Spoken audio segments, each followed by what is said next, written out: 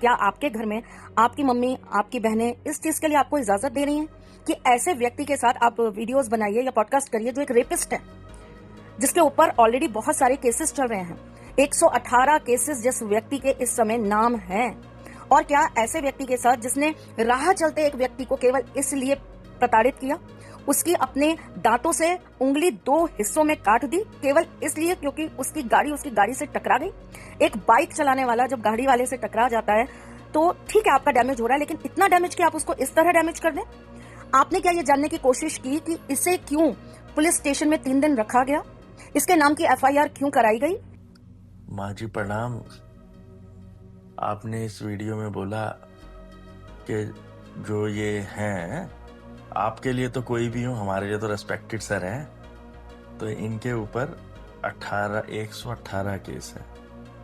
फिर आपने बोला एक जने की उंगली तोड़ दी, काट ली, अलग हो गई। फिर आपने बोला वो थाने में रहे 3 दिन। आपने बोला तो आपने रिसर्च की होगी, पर मेरा एक छोटा क्वेश्चन है, वो जो 2 केस आपने अलग से बोले 118 के बाद, वो अलग से 2 हैं तो 120 हो गए, या वो 2 केस इसके अंदर ही हैं 118 के? चलो हम ये मान लेते हैं 118 केस हैं और आपने इनकी रिसर्च कर ली है कि 118 केस ही हैं हमारे रेस्पेक्टेड सर के ऊपर। तो पर सवाल यह है कि 118 केस भी तो न्यायालय में ही है ना। न्यायालय फैसला कर लेगा कि सर खुद शोषित हैं या हमारे सर का शोषण हुआ है। जब जजमेंट आएगा हम सब बात कर लेंगे। अब केस तो किसी पे भी कितने भी हो सकते हैं, पर फैसला भी तो आए ना।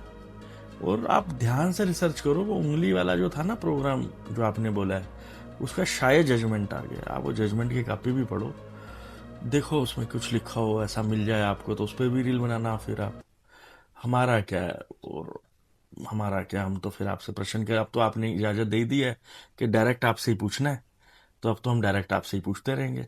पर हमारी एक विनम्र निवेदन है हाथ जोड़ के, आप ना बुरा मत मानना, प्रश्नों का उत्तर देना संजीदगी से। हम भी संजीदगी से प्रश्न करेंगे। जय श्री कृष्ण माता जी।